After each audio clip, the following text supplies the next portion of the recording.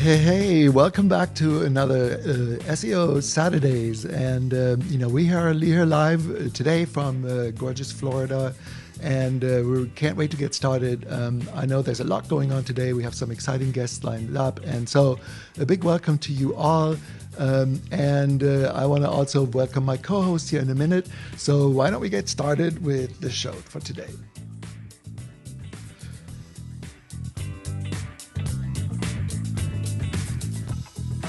All right. So welcome. So we are assembled here for another SEO Saturday, and I am joined by my gorgeous wife and co-host and partner, Robin. As always, say hi, Robbie. Hello, and let me introduce my partner, Jürgen. You didn't say hello, Jürgen. Oh, yeah, well, you didn't announce your name.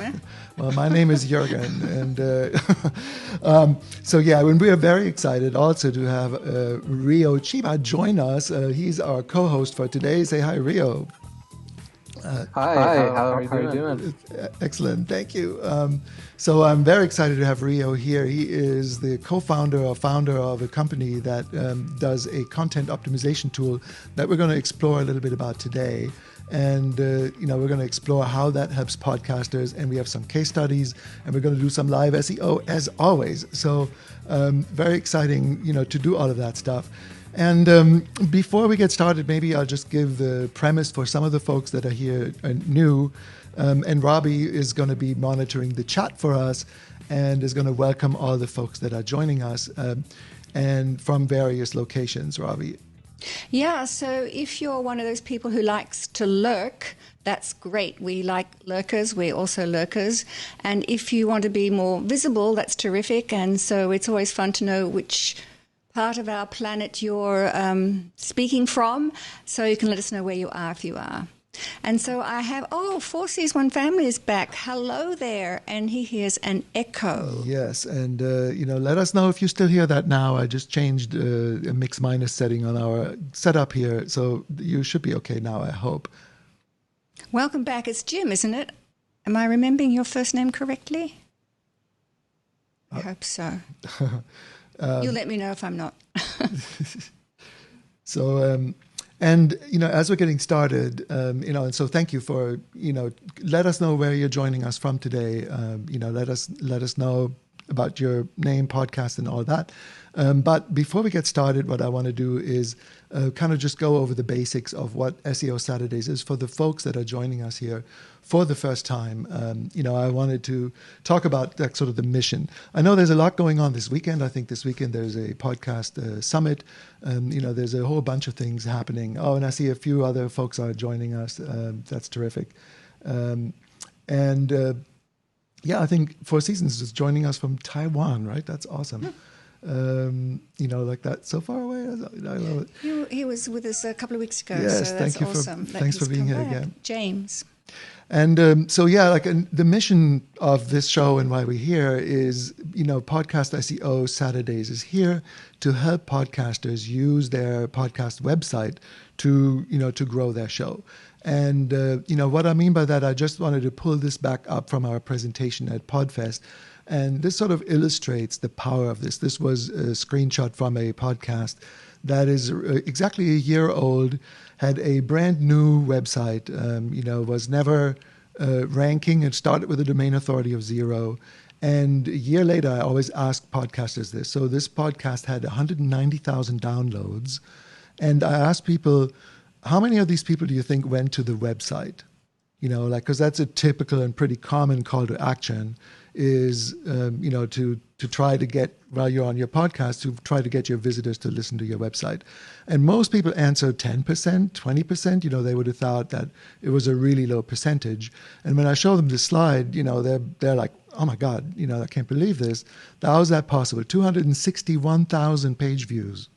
And the reason for that is, and this is why we're here today, the reason for that is that the show note pages or episode articles, as Ivo likes to call them, Ivo Tara, our friend and colleague, we debate about the naming convention, but basically the idea is that you have a post blog post that is, that basically constitute the show notes, as some people call them, but we refer to it as sort of like a full SEO episode article. And those notes, if they're SEO optimized, wind up showing in the search results, and then we flip the script. It means that people are actually discovering, and these podcasts are growing because people are finding it on the web. So, that's sort of the purpose or the premise of our show, and what we're here to help people with achieve for their own podcast. So a couple of housekeeping things. Best place to watch if you want to join the conversation is on YouTube. Please join our YouTube channels. You can just go to seosaturdays.com. You can watch from there. If you're joining us from there and the chat doesn't work, then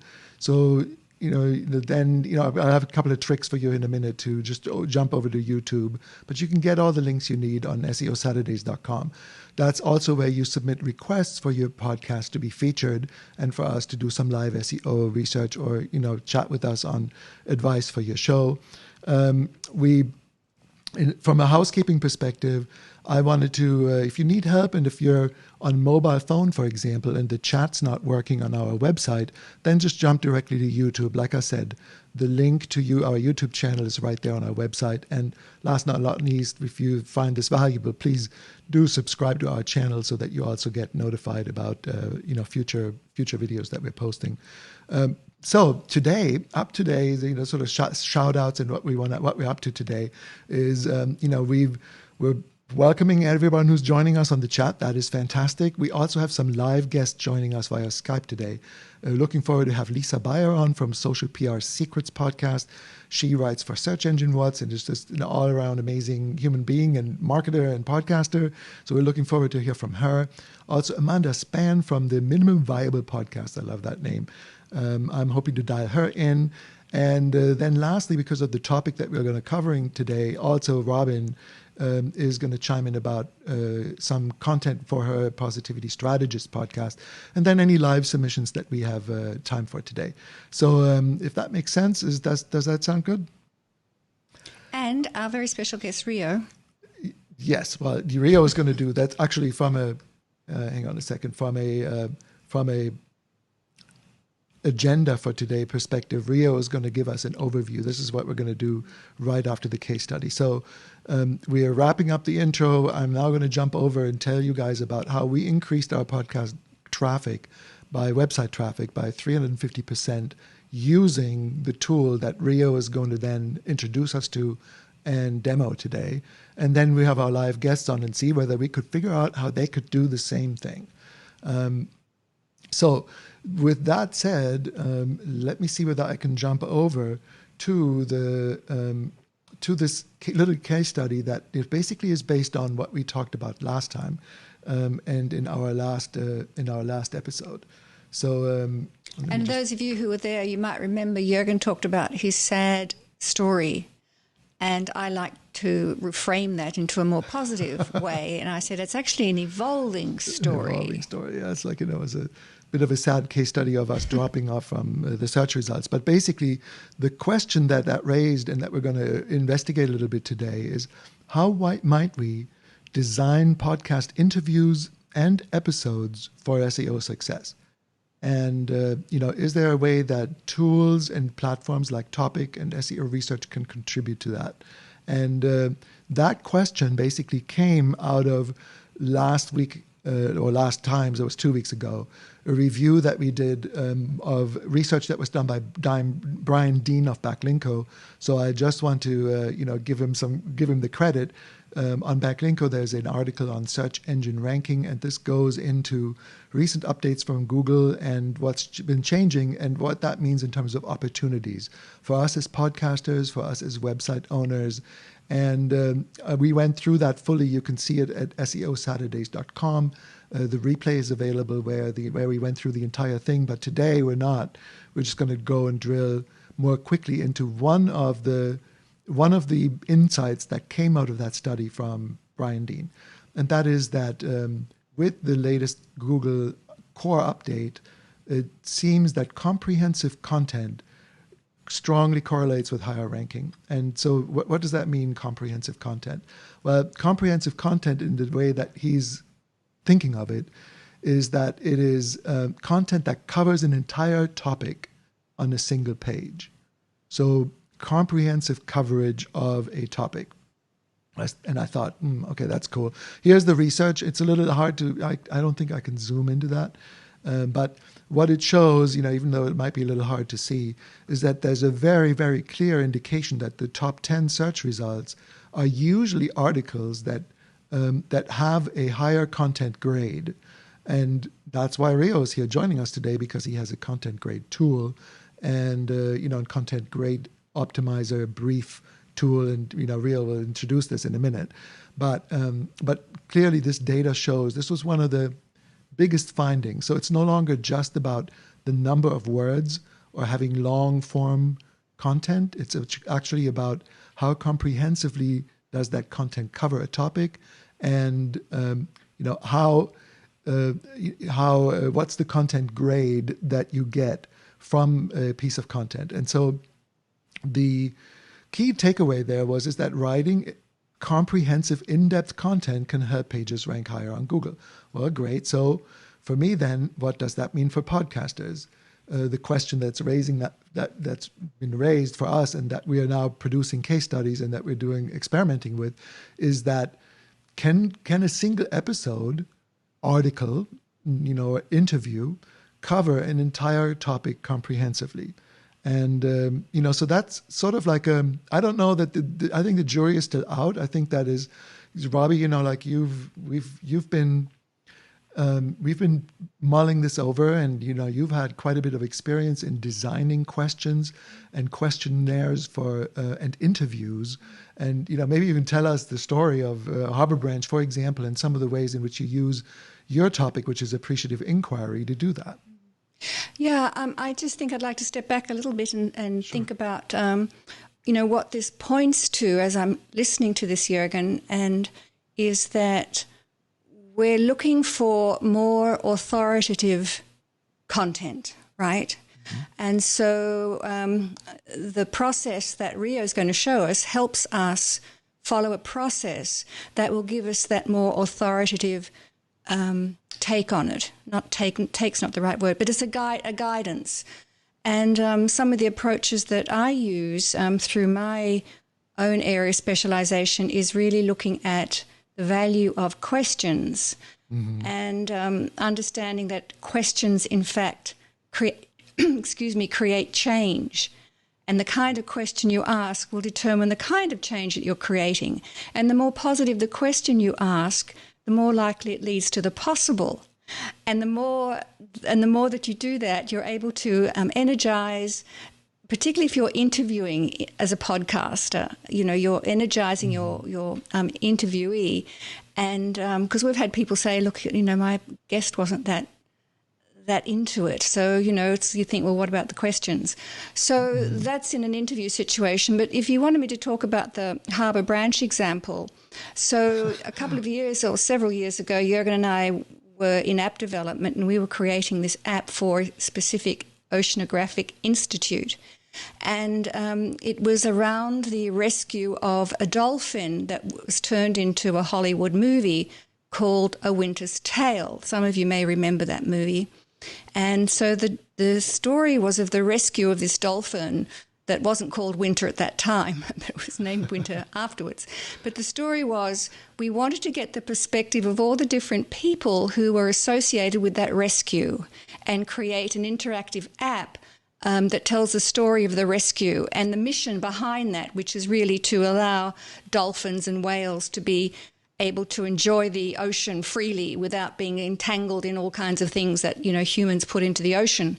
So my job was to actually interview all these different stakeholders in the system. So there are a lot of scientists, oceanographers, videographers, people who are involved in this rescue, and ocean scientists and so on. So the approach was that I asked them about the story that they had to tell, and the story had high points and low points. Any story has ups and downs. And so rather than focus on some of the low points, the questions were deliberately framed to, in this story of the rescue of the dolphin, there were high points and low points. So what's your story of one of the high points, one of the things that you were so proud of that you did in this rescue? And then when they tell their story, and we had it from all like 15 different perspectives, it was really cool, right? From the guy who did the prosthetic tail for the dolphin, and how that inspires children and so on. And then what we did was invite them to ask, well, what did you value about yourself in that story? What did you really appreciate the people that you were working with? What about the organization of the rescue and so on? So what we ended up with very highly energizing content that people could relate to and feel very connected to this hero, which was the dolphin, told through the eyes of these people who were a part of its rescue and its survival. And from people who, like we got feedback from their managers afterwards saying that, like, oh my God, these are all geeky, super geeky scientists that spend their days in a lab and maybe write some academic papers, so for them to get excited about it. So it does matter. The line of questioning does matter.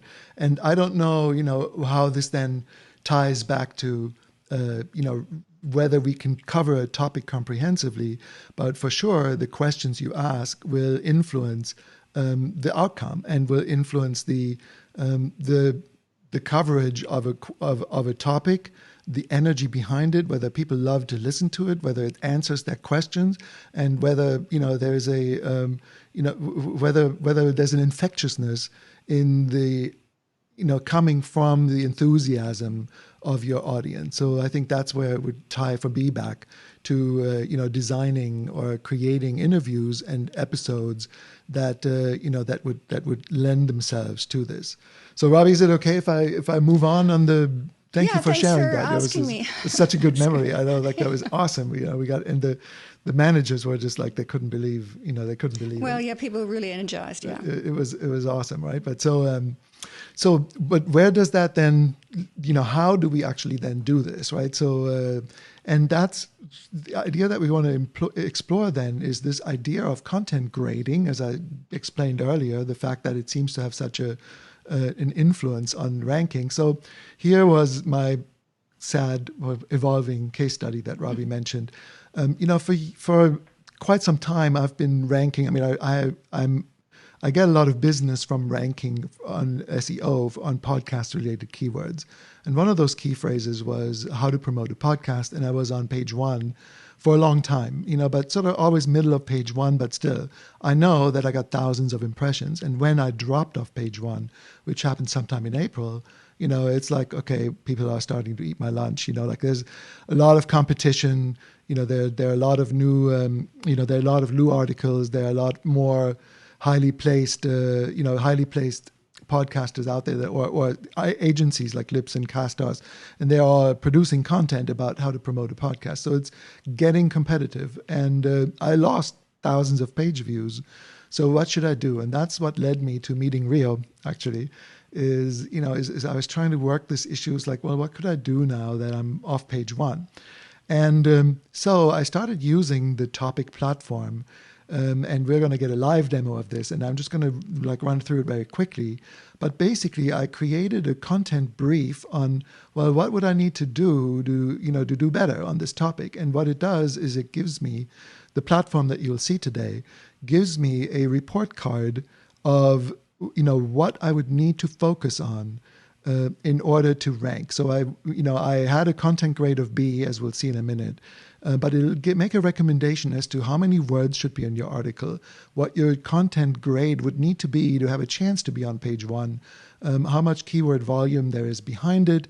And, really then also, I'm not into competitiveness, but the way I look at it is, if I study the outlines of the people who are on page 1 of Google, it's really answering the question as to what does my audience love?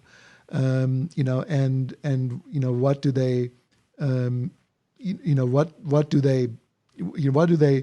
what questions, what do they respond to and what do they engage with? So Google is a pretty good indication of that. What questions might an audience have? So the topic tool actually displays and unearths using AI, big data, AI in this case, artificial intelligence. It actually unearths some likely questions that if you answer them, you start to cover the topic comprehensively. So I see here there was a Sue actually asked a question. Hi, Sue. And she asked, it's actually Bob. Well, it's Bob here. We're using Sue's account. Yeah. But it's, what does it mean, in terms of what does it mean to have a comprehensive treatment of a subject? And so by one page, Bob, I think we're just saying in one article. And that means, for podcasters, that means one episode that translates into a single page of, your transcript, because that's how we work, right? Is we take a transcript that if you were to answer all these questions, if you were to cover these topics, and then if you got a transcript and optimize that somewhat, your one article on this topic, on this subject, on a, with Bob from Inspirational Sermon Podcast, it might be a sermon, covering the topic of insights from a sermon completely in one episode, in one article. So just to continue quickly, the engine basically tells me out of the top results that rank for this, which ones are, what topics are being covered by what do they all have in common, right? So if I compare myself to what's on page one, what topics am I leaving on the table because I didn't talk about them, and what do my peers do? What's their best content? Why are some of the reasons that they are ranking? So those are all considerations that we're going to dive into a little bit. Also, what resources? If you link to other content and you're creating a richer experience for your own audience, then you're actually your article becomes more valuable. People will spend more time there, and so Google also judges your content grade on the fact that you are linking to other resources out there. That's also part of comprehensive coverage, I would say. So here was me a couple of weeks ago. My content grade was a B, and the tool then unearthed that I had some major gaps in the way that I was talking about how to promote a podcast. I can't zoom in right now, but target audience, like how to find a target audience for a podcast, was not something that I was focusing on, and I should have been. And and several other, printing business cards for your podcast. So I had gaps in my article. I went back in, I filled those gaps, just going step by step through the instructions that a tool like Topic gives you. So it basically walked me through how to get a content grade of A++. And what were the results? I moved up from 16 to 7 in 1 week. So I did the content, so I was lingering on the middle of page 2. I did the content grading on the 2nd of May. I think I submitted it around the 4th of May. And very quickly, I was up on page 1, which is amazing. The result of that is that my page views increased versus the previous week by 351%. So just do the math in terms of what that means across the site. This is only one article, fair enough. But it was thousands of page views that I had lost that I now have regained. So just interpolate that and see what that means. And by the way, the other thing that I wanted to point out is that once you are on page 1, to move from spot number 5 to spot number 4 is extremely hard. When you're on position 100 with something and you're already ranking, moving to position 40 or 50 often is much more doable. But at least then you're there and you can start working on link building and social media and some of the other things that constitute sort of the basic SEO. But anyway, so I just thought that I would share that. I thought that was an awesome result. I loved using the platform. It made it so easy for me to fill in and achieve the content grading, and and that it is. So in a way, it's sort of like, would you like to try this for your own podcast? And with that, maybe I'll hand it over to Rio to talk a little bit about the platform itself and tell us about your background and how you came into this and your journey a little bit. Yeah, sounds good. So first off, thank you for having me on the show. I was really excited when I saw your message pop up because using our tool for podcasting is definitely a novel application for this technology. And I feel like it can make a really big difference for podcasters out there. So my story, I'm Rio. It all started about 8 years ago when my co-founder and we started a different company right when we were still university students in Southern California, and we were building a social media aggregation company. So if you've ever been in a stadium, probably not recently, but back in the day when there were stadiums, and you've seen social media on the jumbotrons, we were building software that helped marketing teams do that. And so we were able to grow that company over 5 or 6 years to around 40 people. And we did it all through content marketing and SEO. And through that experience, we learned how important it is to produce content that your audience cares about in order for that kind of marketing to work. And so after we sold the company about a year and a half ago, we decided that would be our next focus, would be helping other businesses and content teams take advantage of their content marketing by producing software that helps them write more comprehensive content. So that's awesome. And I love the way you yeah. put that. It's sort of about because where audience centricity is such a thing for podcasters, for web designers, and for content marketing in general, right? So like producing content that your audience loves, I think that's an awesome mission, and it sounds a lot better than SEO rank or things like that. I love how you put that. Yeah, I think that's the interesting thing, is that when you get in the weeds, there's a lot of conversation about how do I move rank, or how do I change my domain authority, or how do I use some weird specific growth hacking tactics to grow. But really, when it comes down to it, it's all about quality content that your audience gets value from. Awesome. That's cool. Yeah. And so, do you have an overview of the tool that, you would walk us through a demo, or, like how do you want to structure this? Because we have some guests that we can bring in and use them as an example. But, if you want to sort of give us an overview of how it works. Yeah. And because I can left out sort of talk through. Yeah, that's great. Yeah, that's good. I can talk through the concept, and then when we get to the examples, we can talk more about how the tool actually gets used. But in essence, the idea is pretty simple. Write what your audience wants to consume, or in this case, what your audience wants to listen to. And the reason why that makes such a big difference in SEO is because Google is constantly running experiments on the content on the page, on the search results page, to determine the ranking. And so if you post a new blog post, you may occasionally see in your analytics jumps in your traffic for the first week that it's up. And that's Google putting it on the front page for just a couple searches and seeing, are people getting more value from this content than the other piece of content? And that's a big signal on figuring out how it ranks the content. And so the two most important metrics there are bounce rate and time on site. And if people are landing on your page or your podcast page and then bouncing out really quickly, that's a signal to Google that, okay, people aren't really finding this that valuable, so it's going to rank it lower. And so the idea is, the better your content matches your audience's search intent. And for those unfamiliar with search intent, it basically just means what your audience is actually searching for when they type in the keyword. The better your content services that, the higher it'll rank, because people will be more engaged with that content. Absolutely. Yeah. So I think search intent is that's actually, I have an example today for actually when we bring in Lisa. Lisa just joined us on the chat, so we're going to dial her in a minute, and maybe that's our first set of examples that we can explore a little bit.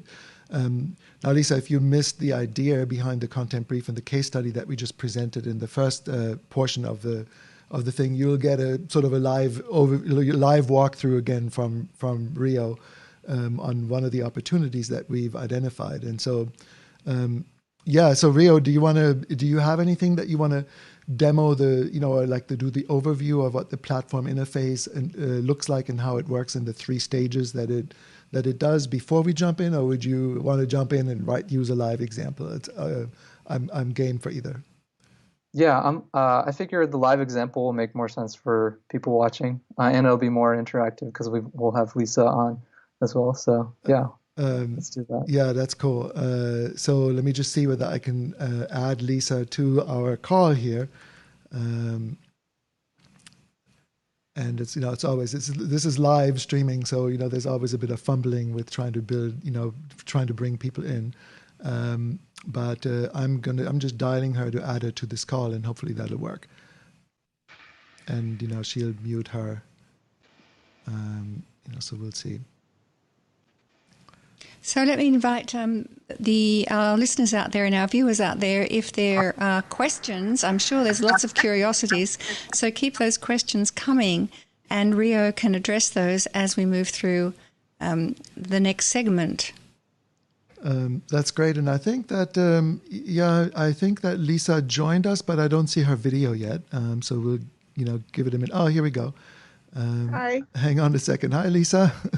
I'm going to try to bring you in. Hang on a sec. Okay, and I'm going to also bring in Robin so that we have a split screen. Yep, so we're all here, I think. Lovely to have you. Thank you. So, nice to be here. Sorry, I'm late. I thought it started at 2:30, so I'm so sorry. I wish I would have been on at 2. No worries. I think that we'll catch you up as, we go on. You missed the case study on how we grew our content by 350% using the tool that we're now going to use on your show, on your podcast. So, with that, maybe, Lisa, why don't you take a little bit of time, first of all, and tell us about Social PR Secrets, what else you're up to, and your journey and what your podcast is all about. And then maybe we can dive into your application for SEO Saturdays, like some of the topics that you had sent us.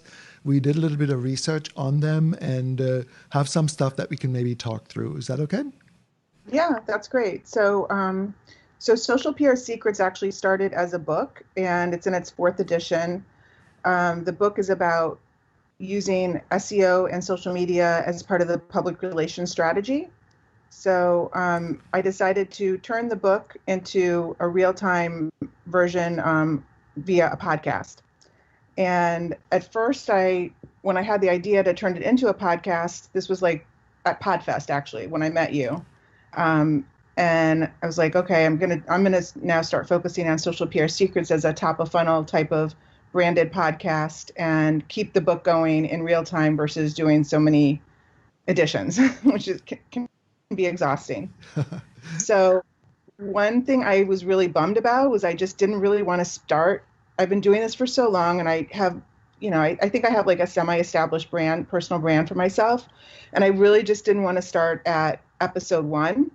So I had this idea. I taught a class at University of Florida for 3 years on social media management, where I interviewed every week. I had a guest speaker like David Meerman Scott and Guy Kawasaki and Peter Shankman. And so I had all these very valuable, influential, in the digital marketing space names that I had all this content on. So I went back through it and I found 65 interviews that were either on YouTube or Facebook private groups. And what I've been doing over the past 2 months is taking all of those and repurposing them into kind of like season 1 from the vault. And then I've also been interviewing current interviews. So I kind of hacked my way through it, so just bear with me. Like, I just kind of wanted to get it to this point where I could start using these new interviews, and they were actually starting at like interview episode 60. We're up almost to 60 now with the newer episodes. So I just kind of wanted to use that as like clout and credibility to showcase all of the past interviews that I've done, packaged all in one place under Social PR Secrets. So that's kind of the background on the Social PR Secrets podcast. And I also wrote a book just recently called Digital Detox Secrets that originally was going to be my podcast. When I thought about it, Digital Detox Secrets is about work-life balance in the digital world, health and wellness. It really doesn't serve my agency, as well as Social PR Secrets does. So you'll see when you go to the socialprsecrets.com, there's 2 shows, Social PR Secrets, the podcast, and Digital Detox Secrets, the podcast. So what I'm doing is at the end of my interviews with Social PR Secrets, I'm asking them to, share some of their, if they have any digital detox secrets on work-life balance. And that's kind of like the encore. So not every interview I do will be relevant to digital detox secrets, but you can see the main landing page is Social PR Secrets, and that's the branding from my book. I carried it over to the podcast. And so let me get this straight. So you went in and because I think this is a massive effort in like a few weeks that you turned around, and I want to come back to that in a minute. But if I understood right, you took all of your old interviews and you basically positioned this brand new podcast to now have 65 episodes. After how long has this been live now? It literally just went live like last week. So that's going to be a case study that I'm sure you'll be writing about and talking about, right? Because how well that works. Because I think it's just, I'm very admiring of the amount of effort that would have taken. Well, you gave me the idea. I was going to drop them all on the same day, all the past episodes, and just start in May as the new episodes. But you gave me the idea to backdate it, as far back. So it goes back, I think it actually starts in like November, October. So I really like that idea too. I had 5 writers that were helping me with the show notes, and I modeled the show notes after a couple different podcasts that I love, like Hustle and Flowchart was one, Yes. Yours is another, Yeah. Wellness Mom is another, and just kind of like got inspiration from all of those podcasts. I mean, I think it'll be really interesting to see over time. I mean, this just launched, right? So it's basically brand new. But what I'm really curious about is that as things start to rank, if you get stuff onto page 2 or 3, right? I mean, you might get some stuff onto page 1. That'd be awesome, right? But and your domain authority is decent already as well. So if I just go in and and pull that up for a moment, just take my computer's like huffing and puffing a little bit, so it might take a minute here to pull that up. But I think you're in the 20s or 30s for this, which is a good 28. So right off the bat, that's pretty awesome. You should be able to rank for some content. It's brand new, right? So there's no Alexa rank yet, but you've got social presence and everything else in place. So what I would expect to see here is that, over a relatively short amount of time, you start to trickle some content into like page 1, 2, or 3. And what Rio will demonstrate in a minute is that they use a tool like the content optimization tool can take something that's on page 2 and then elevate it to page 1. That, by the way, was the little case study in the demo that I gave before. That's what I did. I dropped to position 16. I took my content grade from a B to an A++, and now I'm on page 1, and I've gotten 350% increase in traffic, and I'm getting literally thousands of clicks that I wasn't, like a week before that. So I think that's that'll be an awesome opportunity. And so, so shall we dive in and have a look at some of the topics that, you were curious about, Lisa, and I'll share with you some of the screens or the research that we started to sort of look into. And then maybe we can toggle over to Rio, who will use the tool in a similar way that we did. Does that sound good? Yeah, thank you. All right, so let me just jump back into, this is our, little, when you apply to our podcast, it basically goes into Trello and it creates a card on Trello. And now what your episode's ideas were that you sent to us a little earlier in the week were podcast SEO, YouTube SEO, SMO in 2020, post-COVID-19 content planning, Facebook SEO secrets, why you should never hire a PR agency, and BuzzFeed social media secrets. So those were some topics that that you sent us, and so I started looking, and sort of poaching. You're poaching my topic. Podcast SEO is my. But what was interesting though, we're all in this together. Well, I wanted to do it from a PR angle, like podcasting for PR and SEO. Like PR people just don't understand SEO. Yes. So, I mean, that's kind of part of it. It's like, if you're going to get somebody on a podcast from a PR perspective, you need to understand like how to even get more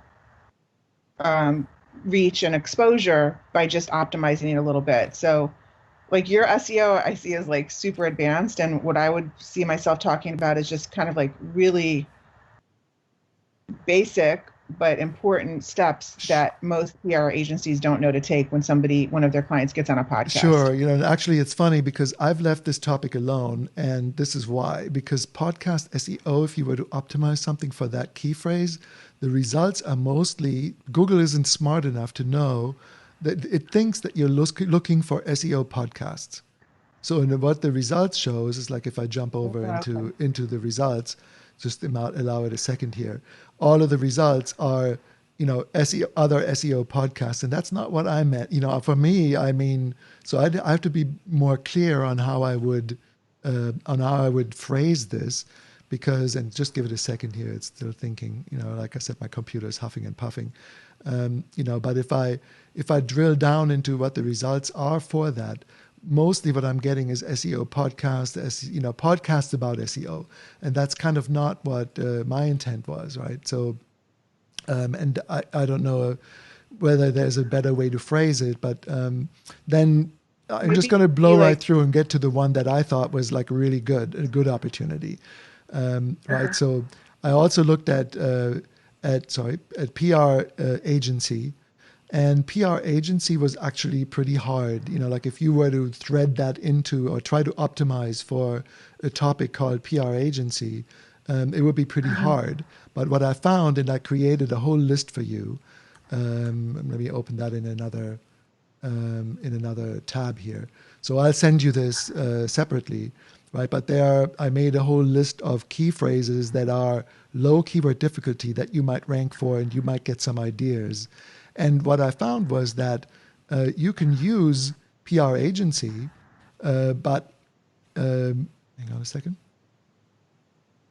I'm just going to go back to the previous screen here. It's opened a bunch of tabs here that I didn't mean to open. So I'm going to just run back. So 1 second. So PR agency was difficult, but digital PR agency, online PR agency, those variations or longer forms were good opportunities, for you, and that's where I wanted to open the lists and look at the key phrases that that might lend themselves a little bit better. Entertainment PR, corporate PR, digital PR, healthcare public relations. I mean, the searches for those topics are a little bit lower, but still, you would no doubt rank for those very quickly, because like if you had said, for example, reasons never to hire a digital PR agency, and then you optimize on digital PR agency, you could dominate this topic and, and get some share of the 600 and so, of the 600 and so searches. Does that make sense? Yeah, So, totally. but the one that I got excited about, so let me jump back into our Trello here. The one that I saw that I thought was a great opportunity was Facebook SEO. So, you had sent in something like Facebook SEO secrets. Well, if you were to optimize that, if you had a post or a page or a piece of content or an episode or an interview that, was that intended to comprehensively cover the topic of Facebook SEO, and that you missed that part a little earlier, Lisa, but that's the secret of the new Google algorithm update seemed to be that comprehensive topic coverage is what gets you on page one, not long form alone. You need to cover it Okay. comprehensively, and that's what Rio's tool actually helps us do. So let's have a look at the research that we did for that one, and you'll see what I mean in a sec. All right, so here we go. It's the keyword difficulty is low, but there's 1,400 people searching for that term. And so the question that raises for me is that how would you how would you design an interview, a podcast episode, or an article to intentionally cover the topic of Facebook SEO in a comprehensive way? And that's sort of where I hand over to you, Rio, I think.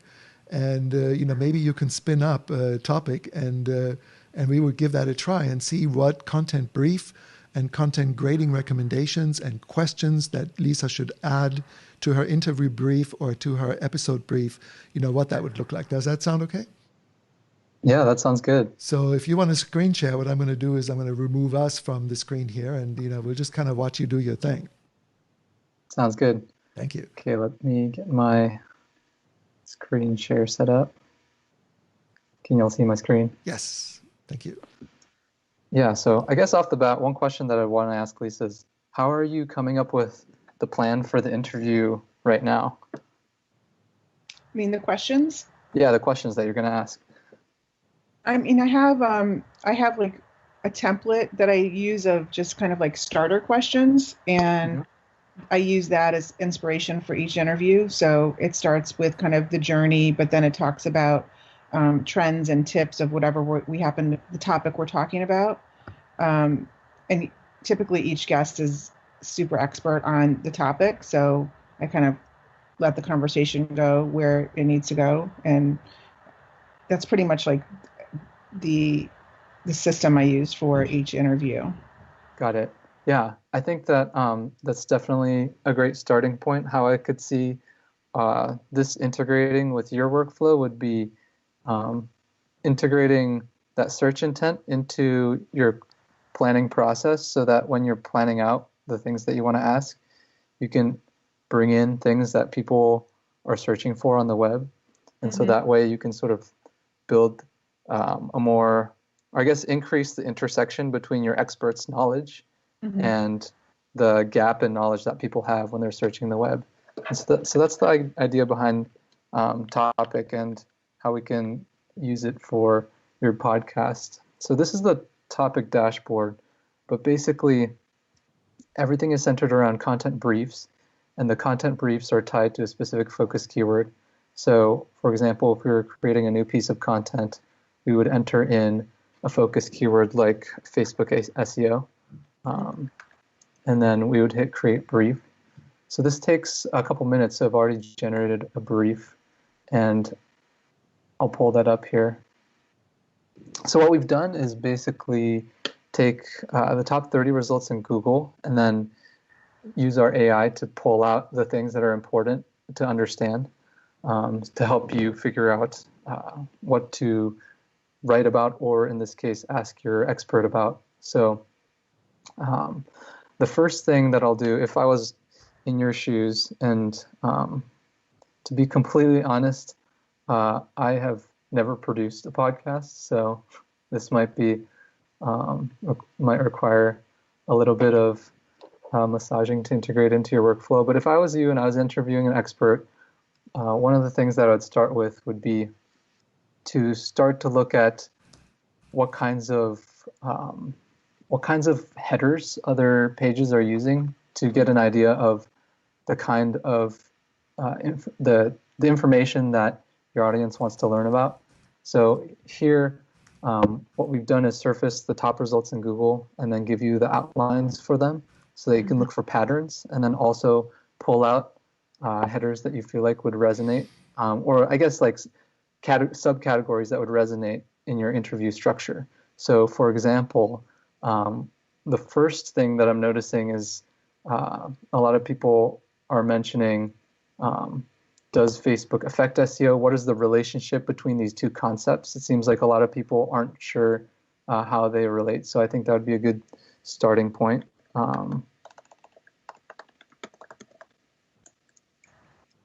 Another thing is actually creating your Facebook page. Some people don't know how that works or how to do that correctly. So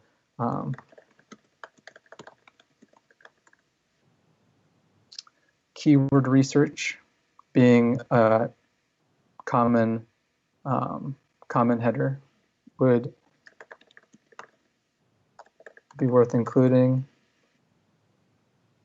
Another thing that I'm seeing is vanity URLs. So, sorry.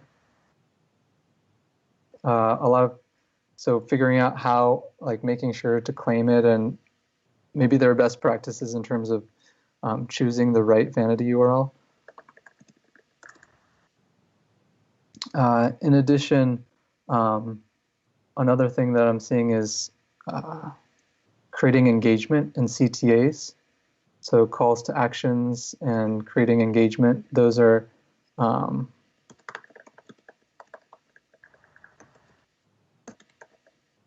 that's another important topic. And then obviously once you've got your page set up, one thing that you need to do is to figure out actually what to post and figuring out the status updates. So that's another thing.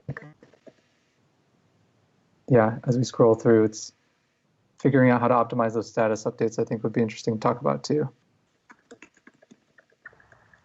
if there are ways to do that. Mm-hmm. So once you'd spend some time here pulling out the things that you feel like would be most relevant, the next step is to go into the questions to answer. So these are all the questions that people are asking in Google related to Facebook SEO. And so this can be really useful because there is a treasure trove of information in here in terms of things you might have not realized people actually have questions on.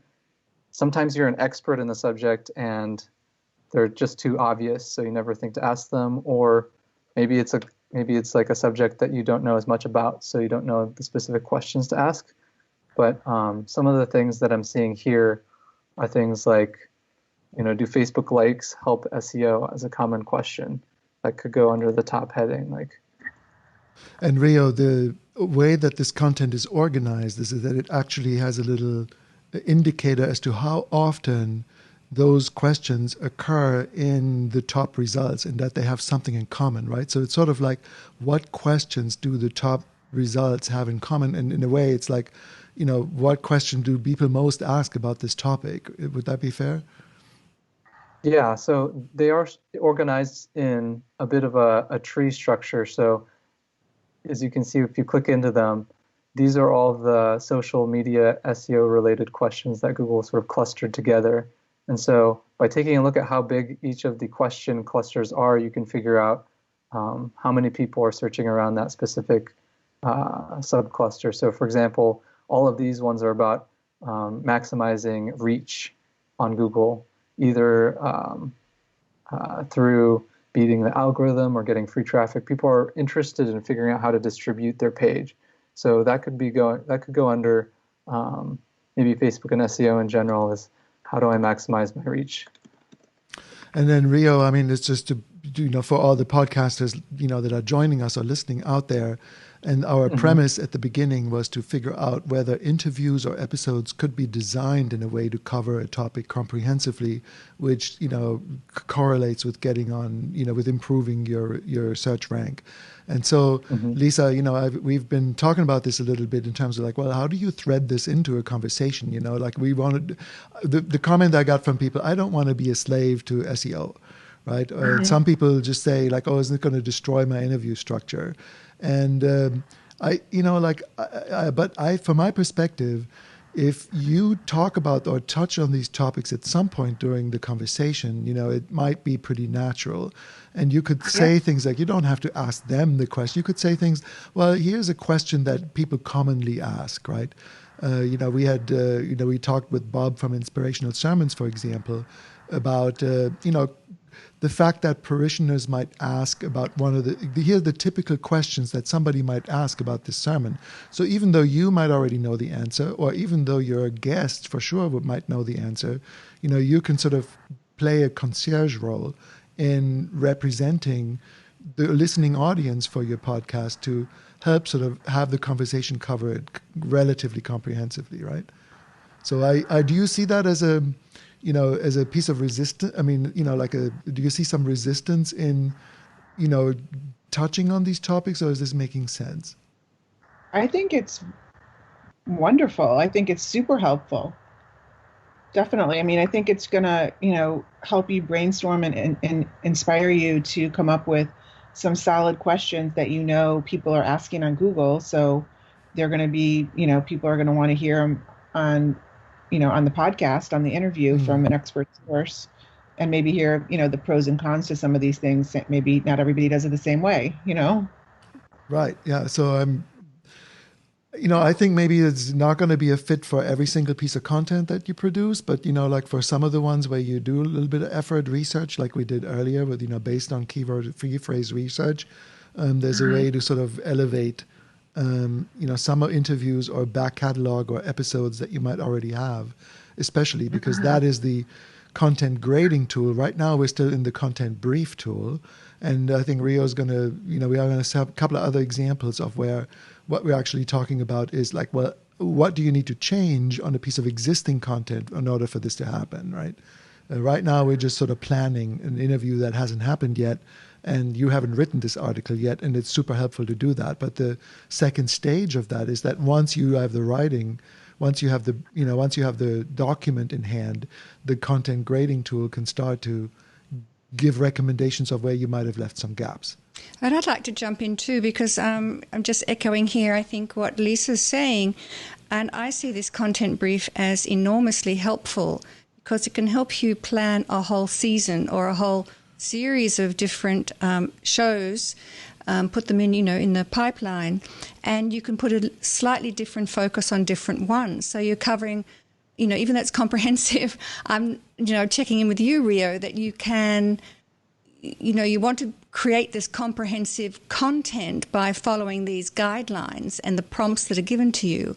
And my question is it possible to say, well, I will follow these guidelines for one episode or one piece of content, and then I will zero in on other guidelines for another piece? So each of those is comprehensive, but with a slightly different set of parameters. Yeah. So I think that one important thing to, like you're going to mention, is that this doesn't necessarily work for all types of podcasts, but it does, I think, add an extra dimension that could be missing to most kinds of pieces of content that are being produced. So even if something is really story-based or editorial focused and wasn't really necessarily built for search, that doesn't mean that it's not important to mix in what the audience cares about into that content too. Got you. Yeah. Actually, and Rio, we've got a question coming in from YouTube. Subab Lefavi is asking, about whether there's any way to know how many times the questions are asked. Does the tool indicate that? Currently not. Okay. Yeah, but one thing that can be useful, like I mentioned, is going and seeing in terms of the groups to see how big the groups are. And so those are the numbers that you see here. Yeah. Is that all of the questions related to the maximizing reach, for example, there's 6 questions around that. Gotcha. Okay, so that's a good indication that's an important one to perhaps consider integrating. Mm-hmm. Gotcha. Yeah, and I think another thing too is this is just one dimension, and as a podcaster, there's so many other things that you can contribute. And the idea with using a tool like Topic as a research tool is that by speeding up this part of the process and figuring out what your audience is interested in means that you have more time to focus in on how to layer your own critical thinking or your own lens or your own story that you want to tell, or have the interviewee tell. That makes your content more powerful and enables you to reach a larger audience at the same time. Makes good sense. Yeah. Yeah. So we covered the questions. The last part is the topics to cover, and so this is where you get more specific. So earlier we were going more general, and these are the more specific subtopics that are useful to cover, that people bring up frequently in content that's resonating. And so here you'll see things like, what is it? I need to integrate, my phone number into my Facebook page. What are the benefits there? Or, for example, I think local business is an interesting one because, optimizing a page for a local business is going to be different than optimizing a Facebook page for, say, a celebrity or something that's not local. So this can serve as additional input into your research document that you can take into the interview so that you can know what things to ask about. And when you click through, what does it display there? When what are you seeing when you're clicking? Yeah, so here you'll see the number of uses, and then when you click in, it shows you how these keywords are being used in the other pieces of content, so you can get the context. And this is from somewhere in the top 30 search results? Yes. Yeah. So these are all key concepts that are being pulled in from the top results. And another useful thing too is to see how many times these keywords are used in the headings, because that can indicate that they're especially important for people who are searching. And so that is displayed as well. Right. And so, I mean, for me, I found it very useful to just see, what's everyone else writing about this thing? Like as I was designing or as I was refactoring my own post, I really, like that. I mean, the content grader, has an even better interface for that. But, it was good to get inspiration from the content that most satisfies that topic, right? Which is how I see what's on page one is the stuff that people are most interested in. And so I love the ability to expand and click through and see how it's actually implemented by some of the other folks that are writing about this. Yeah, definitely. I think that also another thing is that a lot of people ask, is this just and going to help me create content that's exactly the same as what's already out there? But one key thing to consider is that it's your job as a content creator to find your own spin, your own angle, a way to go above and beyond. In this case, Lisa, you have a lot of experience in the PR world, so figuring out how to tailor this kind of content to a PR audience is going to add a lot more value than, say, a generic article. But this is meant to be that piece to help you get to the point where you're meeting the bar, and then so you can take it even further. Yeah, like kind of making sure that I keep public relations topical with, even though I'm talking about Facebook SEO, so that the two are connected, Mm-hmm.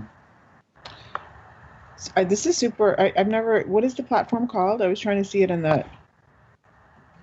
Oh yeah, it's called Topic, and if you go to usetopic.com, that's where you'll find it. Yeah, and Lisa, on SEOsaturdays.com too, you can see the case study links and everything. And actually, we have, Rio, I don't know whether you want to get into that now or not, but the Topic is sort of like an enterprise platform, and the pricing of it, starts at, pretty high, like 200 and above. And so, but Rio and, we've been chatting back and forth.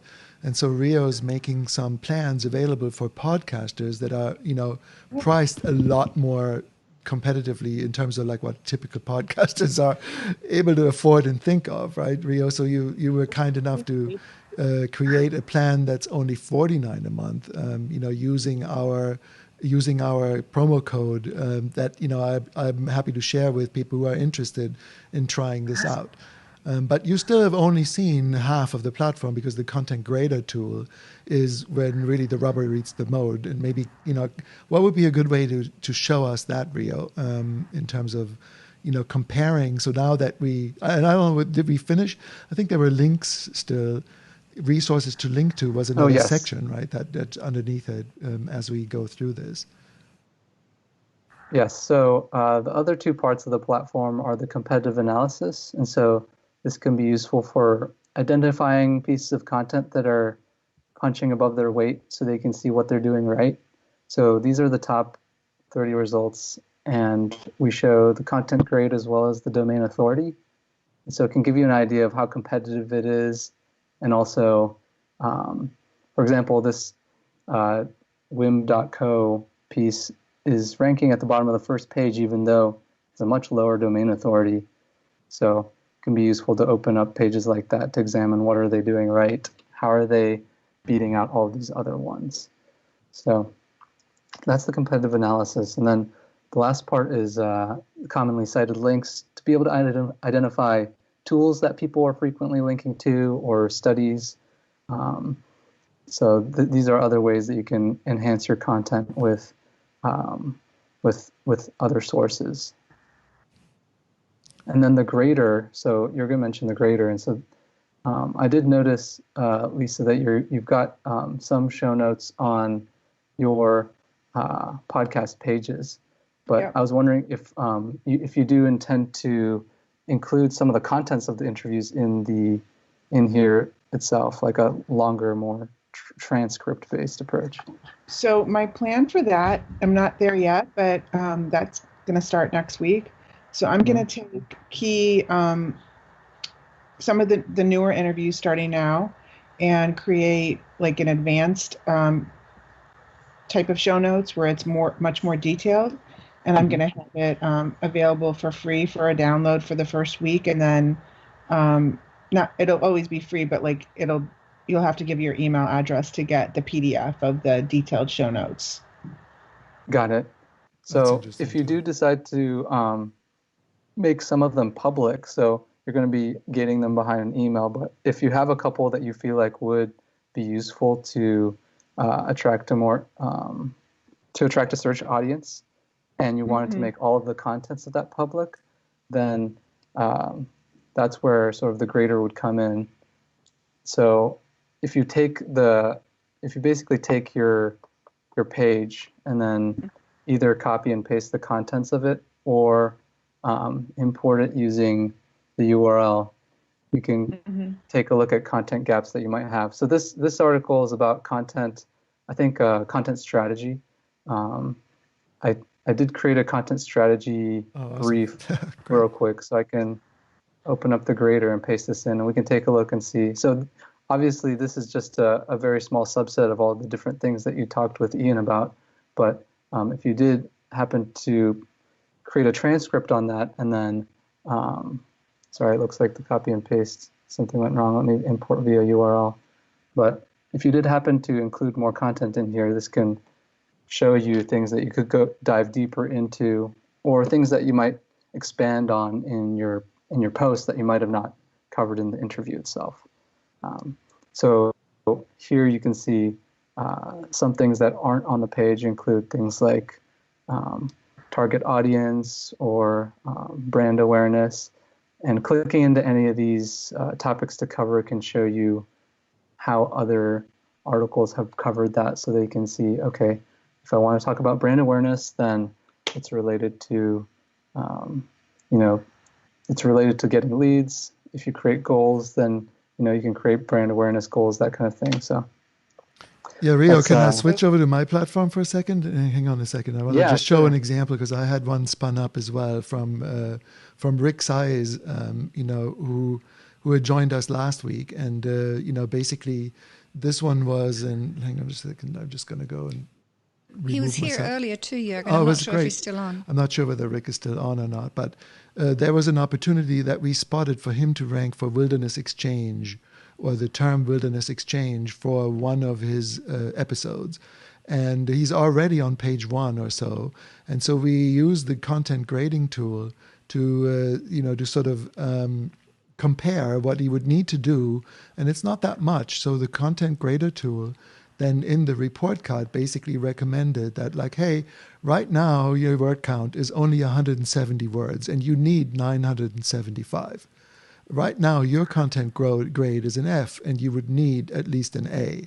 And, but this was, he's already near there, right? And so the question is like, okay, so the brief doesn't really interest him. It's an existing piece of content. So then when I jump over to the content grader itself, and let me just zoom back out, here is the roadmap of exactly what he would need to do. So Wilderness Exchange Unlimited, for example, most of the people that are ranking for this on Yelp or wherever else, they use the term Wilderness Exchange Unlimited.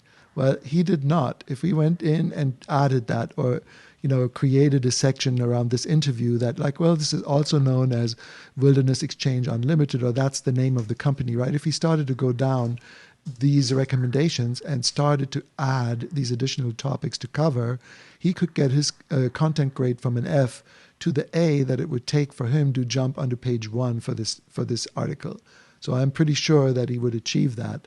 Here is good timing, he says. That's his project.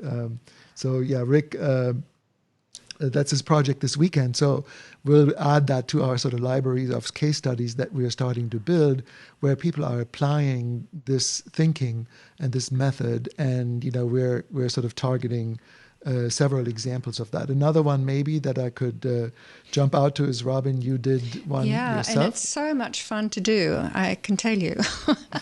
Particularly when you're wanting to enhance existing content and you can elevate it a little bit. And having a structure like this to follow is so helpful. And so, Robin, you did yours on appreciative inquiry, and we're coming a little. Yeah. We're hang on. Let me just go back to the home. Appreciative Inquirer, you're now at an A++. Yeah. So you followed those recommendations. And as I explained earlier, you were in position what? I mean, now you were off the first page. I a while fluctuate ago. between page 1 and 2, and I had dropped down to page 2 at a B. I think I was a B+, because it was a substantial piece. And now you're at an A++.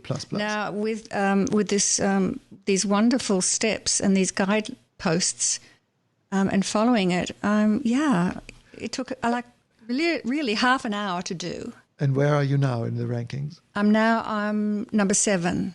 That's so huge, even to get from like 9 to 8 or from 8 to 7, it gets harder and harder the closer to, it's like a logarithmic scale, I guess. It's harder and harder the closer you to get position 1. But that's a 6,600 keyword volume.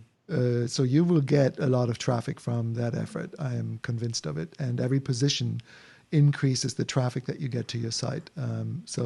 But you get, it's very gratifying. It's almost instant. So yeah, like that's, Lisa, do you, was that useful? Are you getting some thoughts in terms of how you might integrate this? I mean, I don't know, I really want to use it as part of like an email list build, but maybe balance it out with some longer form types of show notes with a longer word count and more of those topics integrated so that some of them have the higher grade. Because definitely my show notes right now are light. They're like 400 words. Yeah, which is, but as soon as so the transcript behind the paywall, Rio, do you know of any page, a page locking tech that actually allows Google to still rank the topic, the content that is locked away? Because I think some of these tools actually load it into the body of the page. It's just that it's hidden through CSS, and from so the search engines will still index the article based on the transcript content, even though it is locked. Do you follow what I'm saying? Yeah, I mean, I think one it brings to mind systems, it brings to mind like the New York Times. They used to allow, if the referrer is from Google, then they'll expose the whole article, but otherwise they put the paywall up. Mm. And so generally, I think Google, what they want to see is that the content that they index matches what the user sees. Yes. But when they're scraping the site, they do send basically an indication that it's Googlebot and not a regular user. So I'm sure there's plugins or whatever CMS you're using might have some sort of system to allow you to do that. Yeah, that's interesting. Cool. Well, I mean, should we try another example? I mean, Lisa, are you okay to sort of leave it there and and move on to another example? I mean, we have Amanda from the MVP podcast, I think, standing by, and I'd like to give her a chance to talk to us about her show, and and maybe try to jump in. I think that the examples that she had proposed, we'll have a look and see what we could make out of that. So let me see whether I can add her to this conversation as well. So Amanda, just kind of stand by here, and then I'm going to see whether I can add someone in. So while we're waiting for that, Rick, I have a question. So how are you finding your clients using this? Is it proactively or is it reactively? Or a combination? Oh, for content optimization? Yeah. Yeah, a lot of them are using it for both those, the two use cases of optimizing their content back catalog, mm-hmm. and then also for producing brand new content. It's about 50-50, and depends also on the size of your content library. Mm-hmm. So if you have a big library, then there's a lot to gain by optimizing it oftentimes. Sure. Yeah. And I've had Amanda, dialed in. Amanda, can you hear us and can we hear you? I can hear you well. Oh, awesome. That's welcome. How are you? Thank you. I'm great. Thank you for having me. Yeah, excited to have you here. And, we've chatted online a couple of times. So tell us about your show and your podcast and what you're launching. And I'll pull up your website and, we'll see whether we can make sense of it. But talk about your show a little bit. So I guess I'll give you guys some context and background. I have been working in the tech and innovation space for about a decade, and people have always told me, you're the only person I know who kind of works in the space. And so, I constantly got people who were approaching me about, explain to me what this means, explain to me what that means. And a lot of people have been encouraging me to do a podcast. And so I finally got around to it. I launched last year. And it kind of took off, right? Like, I didn't know what I was doing. It was my first, I do have a background in marketing, but more so in PR as opposed to digital, and, having any experience with SEO or, marketing podcasts in particular. And so I launched it, and we got a lot of traction. So it trended really well, and on Apple Podcasts, we were like number 2 in the UK for business, Awesome. number 1 in like Bermuda, Bahamas, maybe like I think 9th or 11th in Canada, and like 85th here in the United States. And that kept up for a while, but I don't have the availability to make podcasts on a day-to-day basis or even on a weekly basis. I tend to record all of my shows in advance and then kind of distribute them over 2 months or something like that. So I needed to start looking into solutions to enable me to market the shows, to promote the shows, and drive traffic to the shows, even when I wasn't actively promoting them on social media or things like that. And so as I did more research into that, I realized, okay, you need to optimize your shows and your show notes for SEO. So recently I rebuilt my website. I added a podcast section to it. Previously, I didn't have a podcast section because everything was so new. I went ahead and added this new podcast section, and I haven't added any show notes to it yet. I just have added like a page for each episode. And those are the actual episode names there. So that was a question actually that I had. Is because when I clicked through that, I couldn't actually see, what was loading behind, but I understand now. So you are starting to position your website, you're building this, and your show notes are going to go onto these pages. Is that right? Correct. So I literally just put this website up maybe about a week ago. So I am like, I'm not necessarily running against the clock, but there's a learning curve here. I understand the components that need to go into it, but I am starting at a very elementary level as far as, I'm kind of just jumping off a cliff and building a plane on the way down.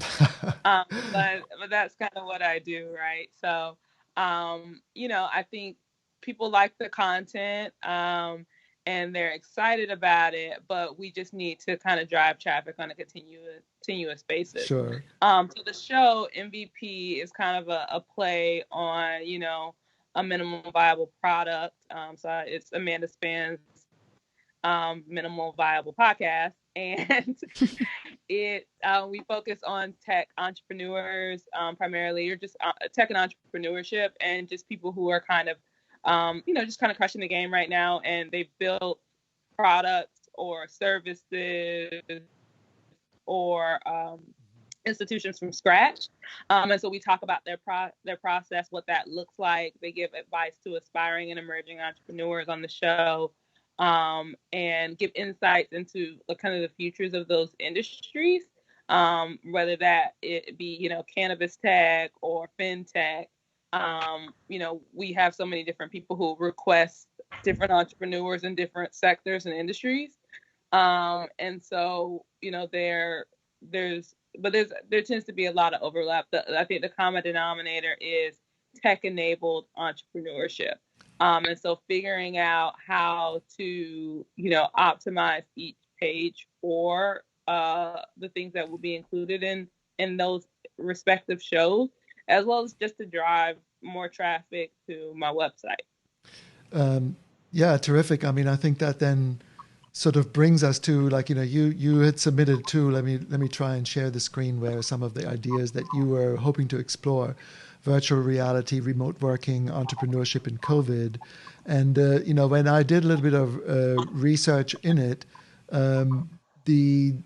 some of those key phrases are fairly hard. Anything having to do with COVID and COVID-19 right now is kind of a tough slog because it's hard to rank for that. But what I'm hearing from you now, I think a good opportunity would be to take some of these podcast episodes that you've already recorded and to see whether there is a content brief that might help you, write up the show notes in a great way, or for upcoming, because sometimes that can even help, right? Is that if you start, even though the thing is recorded already and you might use a transcript, you could still have a content brief that would help you, for example, answer the topmost asked questions about that topic. And whether you and your guest talked about it or not, it's a possibility to add that into your show notes, regardless of whether your guest talked about it or not, right? I mean, so I'm also trying to explore whether topic and a content optimization tool could be used to refactor your older episodes and to see whether they can rank for something.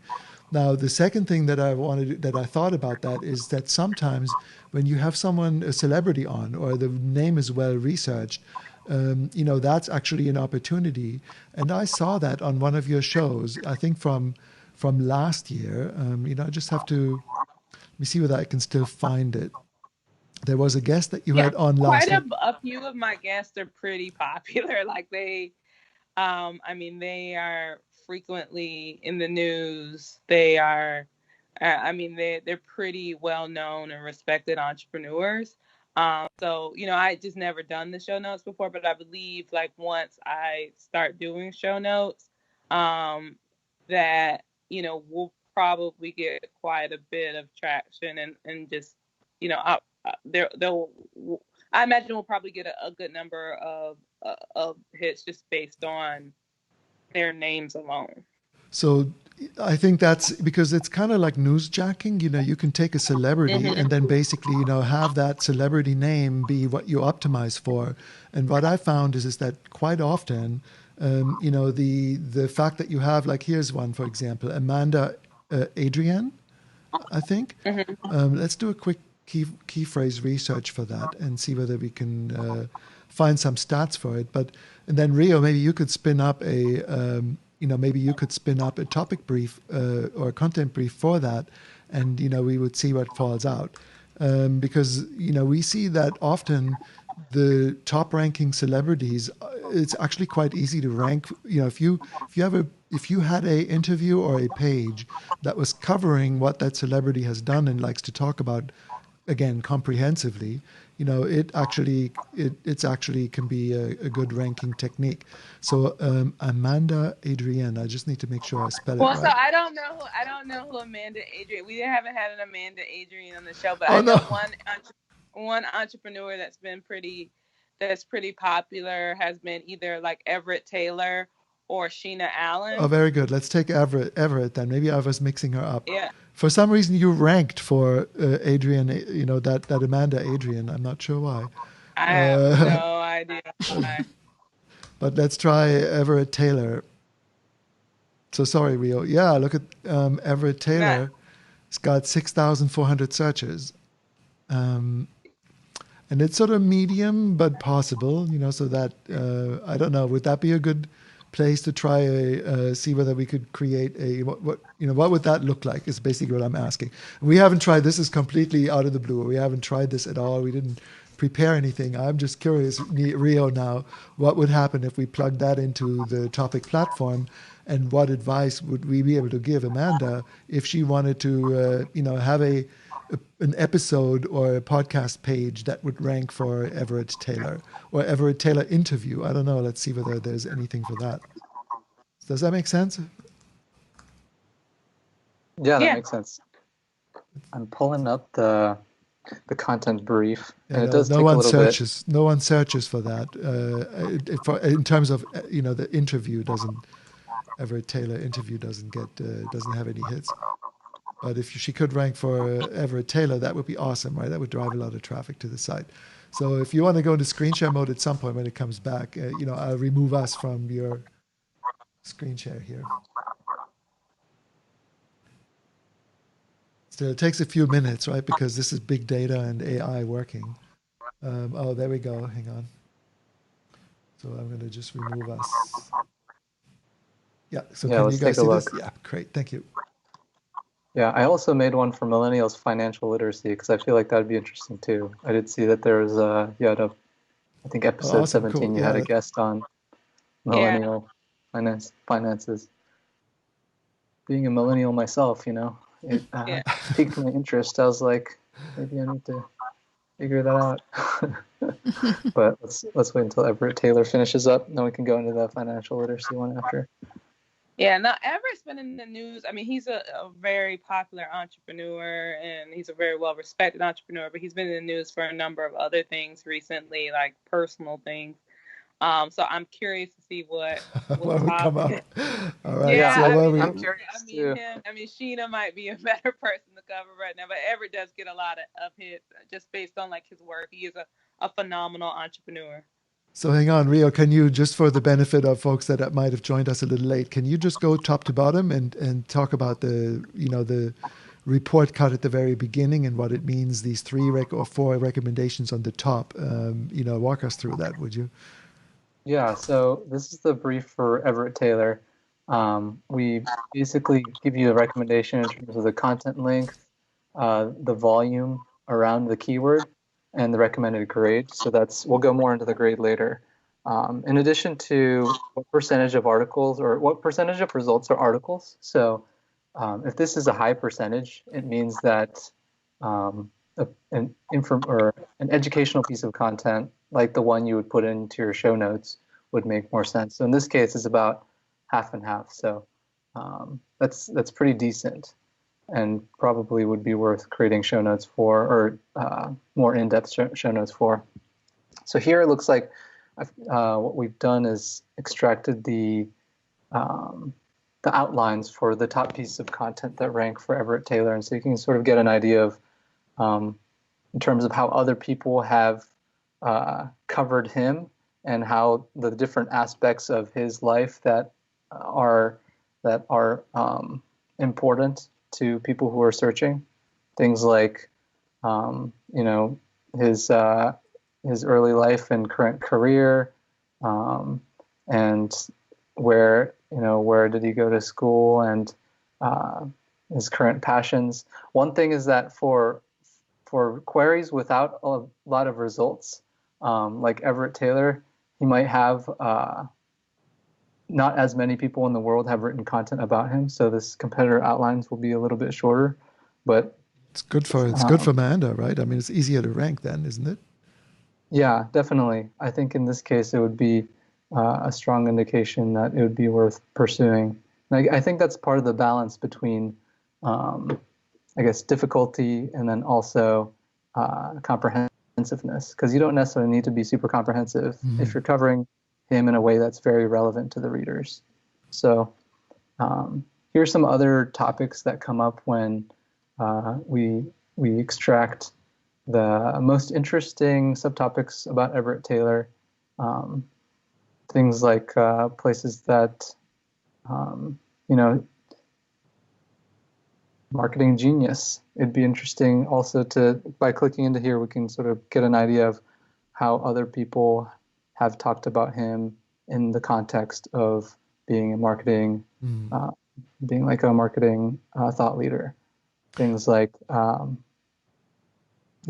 his experience at his first company. So that's, I mean, useful things to cover in an interview.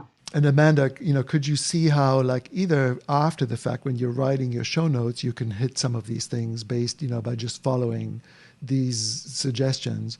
But also, if you were interviewing a new person, a week from now, and he was relatively well known, you could jump in there and basically use this system to, prepare the questions that you would and the topics that you would want to weave into the conversation. And then that way, if you get a transcript of your podcast and base your show notes article on the transcript, all of these issues would come up in that transcript, and you can just go in and add a heading here and there to the transcript, which is our method, right? We add headings, we add images, we add quotables, and we disguise the fact that we prefer it for it to not look like a transcript by the time that we're done. But does that make sense? Yeah, it totally makes sense. So just to clarify, so these are all things like topics to be covered, like what I'm looking at right now are things that people are commonly searching about him, and things that I should possibly include in the show notes. Should I be using these almost as like keywords? Yeah, so you'd be using these as keywords. Okay. And also one thing that I feel like could be useful too is not just, so it's one thing to create like a episode all about Everett Taylor, but I'm not super familiar with him specifically, but it seems like he's a thought leader in the marketing space. I think the unique thing that you can do is basically take his expertise in whatever specific niche that he has a unique insight on, and then create content around that. So I don't know. Could you tell me a little bit more about Everett Taylor in general? Yeah, so Everett is a serial entrepreneur. He sold his first company probably at 21, 22 or something like that. So he has been like the VP of marketing for Sticker Mule. He started Growth Hackers. He's a co-founder of Growth Hackers. I don't know if you're familiar with it, but it's a pretty large, marketing and digital marketing community. He is also he's a social media company, and he recently started a new art focused company, and then also became the VP, I think, of marketing at Artsy. I think the company's called Artsy. And so he has had a lot of like big wins. He has 8x revenue, and for several of these companies, sold several companies. He's just a very, very successful serial entrepreneur, and a lot of people want him to come on board with their company and lead their marketing. But he has his own companies. He has a lot going on right now. So, got it. So in this case, I'm going to create a brief around serial entrepreneurship, but this could also be even more useful for the prep work. Say if you were going to interview him again or another thought leader, being able to expose all of the things that people are interested in around a specific area of expertise could be useful for you to figure out things to ask or dive deeper into, because it could be such a powerful piece of content. Say if you're like top tips for serial entrepreneurs by Everett or something like that. Yeah, so I got you. I think that's a really good observation, Rio. And I'm thinking of Rick, who's also, has been on the show and is on the chat right now, I know. But like, for example, if I was, interviewing a famous rock climber, it would be the difference between using that rock climber's name, versus, doing a comprehensive, preparing for a comprehensive interview on rock climbing, which I know nothing about.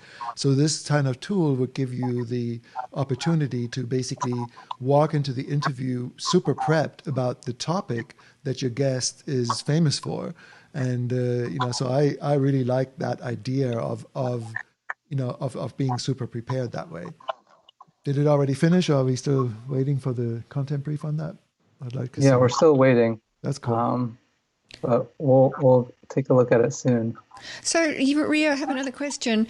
So, the product is topic. How do you refer to it? I mean, Jürgen's talking about a tool. I've heard you talk about technology, platform. So, what's your preferred way of describing your product service? I usually go with tool. It's simple. Oh, you do say tool. Okay. Yeah. I know at our previous, a lot of people like to say platform because it makes them seem bigger than they are, but it's a tool. It's a tool. It's good. Fast. Yeah. Just want to respect what works. Oh, no worries. All right. So cool.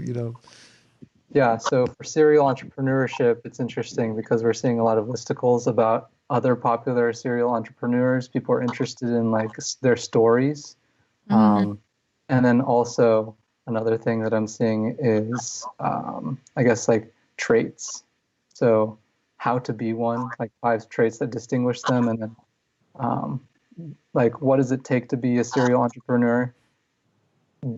Those kinds of things are like what you can take out of looking at these outlines is seeing, okay, like we could interview Everett on who he thinks are like his most inspiring serial entrepreneurs. And then also we could talk about like, what do you think about traits that distinguish serial entrepreneurs? You know, is that something that you think is like inbuilt into people, or is that something you can train up, or a skill set that you can develop? Um, and then going into the questions, you know, these can be useful to start to build out, okay, what does it take to be a CEO of your own company? Or, you know, have you, like, out of all the entrepreneurs you've met, what do you think are the different types that you've met? Like, these are the kinds of things that people are searching for. And by integrating that into your interview itself, when the content comes out on the other end and you've built the transcript out and you actually put that onto your page, it's going to be a lot more likely to rank when people are searching for those kinds of questions. So, yeah. Cool. All right, so that Yeah. was another good one. Amanda, was that useful? You know, in terms of like giving this a little try and exploring, what this Yeah, might no, look like. no, no, it's totally useful. And it's helpful in the way that I kind of frame my thinking around it. I think one thing that you touched on a little earlier that I had a few questions about is the length of the show notes. Like you said that length doesn't matter as much. I remember, probably a year or two ago, the whole standard length was around 2,500 words, right? Is that still a staple? Yeah, so I Or, think that you joined us a little late as well. I did if you watch the replay of this in the first few minutes, in the first 15 minutes or so, I actually went through the latest Google Core update and some of the insights that we covered in depth last time, May 2nd. But that's exactly what we were talking about. So it is, length still matters. I don't think that you'd see a post on page 1 that's 300 words long, okay, or 700 words maybe even, right? But you're starting to see content on page 1 for 1,000. Now, about a year ago or so, and that's also where we created these like really long posts, like 10,000 or so words, and that it in and of itself is no longer enough. So 2 years ago or 3 years ago, I think it would be more prevalent that, just by you having like really long form content, the chance that you would rank on page 1 would increase. And now with the latest Google Core updates, what's being valued is content grade. And that's exactly what the content briefing tool and the content grading tool that Rio is demoing for us today achieves and helps us achieve. So getting a content grade of A+ and covering a topic comprehensively and, and sort of hitting all of the sweet spots of what people really mean when they search for that. What questions do they ask? What topics would they like covered? If you can incorporate that, as well as have sort of like a 1,500, 2,000 word length. Actually, Rio's tool, it gives you a recommendation as to what the length should be for as part of your content grade, right? It's on the very top of the content brief tool. There's a section that says, look, you need a content grade of at least an A, and you need at least 1,000x or 700 words or something like that in order to rank for this particular keyword. Does that help? No, that's really helpful. That's really helpful. So maybe we'll jump on to our next example. Robbie, are you ready to like maybe try a content grade? I know you had set aside one that you wanted to cover, and maybe we can walk not only through the brief but also through the grading tool, because I think it was an existing post that you wanted to improve on. Is that right? Yeah, if that will work. If how are you going there, Rio? You still have Thanks 10 minutes? We're really milking our time with Rio here. It's like Yeah. Okay, so the key phrase is Positivity is key. Oh, so let me jump out of the Trello card here and pull up the Positivity Strategist post and link to it. Positivity is key. All right, maybe Rio can already spin up a content brief for that, but there's an existing post and there's an existing URL. And Rio, if you have access to the card, you could actually pull that up as well. But here is tell us about this, this was a sort of a video episode, wasn't it? Yes, I actually have an online training course called Positive Change Training, because my brand is Positivity Strategist, and it works with a number of methodologies out there, strength-based, positive, appreciative, and so on. And so I created this post to support a small trailer, if you will, of one of the classes. And so it was about embracing change and embracing positivity as a key to help you through tough times. And I think, it's probably topical now. Okay, so let me just see whether we can... So it would be fun if I could get it on page, if we could... I don't know, I haven't done the content brief, so I'd just be interested to see what might come up, how it can be improved, what I should be focusing on, what others are focusing on. Sounds good. Let me take a look at the post itself while the brief is generating. Yeah, I wrote this, this might be 2 years old, so that's why I was curious about, revitalizing older content, refreshing older content, and using topic to do that. Makes sense. I mean, I will say that it definitely resonates with me. I used to be it's part of a club called Optimist Club Speech Group, and we would create speeches all around why positivity is key. So, maybe I should interview you. Yeah. It's easier said than done, to have that kind of attitude all the time. It takes a lot of work. It is. It's a skill that you have to learn. Definitely. So I'm importing the contents of your blog post into our grader. Mm-hmm. And so, it looks like in this case, there are a number of topics that you did cover and didn't cover. So this would be interesting to, this looks like a great optimization opportunity. Yeah, I call those green lanes. So I was like, I've got a lot of green lanes to achieve. And so I love that's another part that I love about this tool is that you can click into the suggested topics to cover and you can see how other people are doing it. And, I think that is so valuable. You can just scan through this and get some ideas. Robbie, you did your appreciative inquiry post we spoke this way. about that earlier. And, and you found it also pretty fun to work this way. Yeah. So this is very cool. Yeah, I think the one important aspect for listeners or people watching is that this isn't meant to be a tool to stuff keywords in and suddenly see an increase.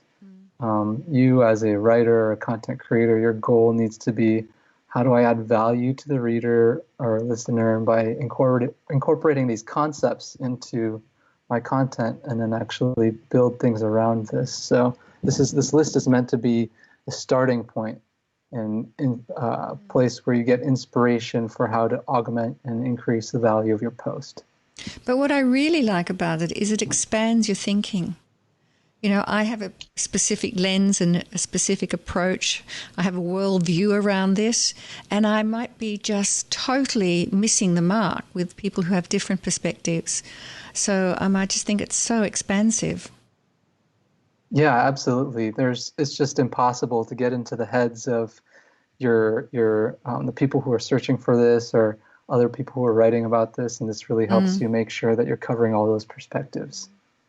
And what about integrating video into it? How does that have any plus or minuses? That's a good question. Right now, we don't pull any contents out of the video itself, but I think that could be interesting in the future to be able to pull contents out of, say, like this YouTube page's description or something like that, to see if there are things that weren't covered by that could be covered. Mm-hmm. Okay. Yeah. What if you click on the content brief? What does that show us? Yeah. So let's take a look at the brief for the positivity is key. A D minus. Yeah, well, that's your rank right now. So what does she need? So well, that's Yeah, it looks like we're suggesting at least an A, Mm-hmm. And that your word count is approaching the suggestion, but it could be longer. Mm-hmm. Most of the articles most of the results are articles, so that an informational type post would work well for this query.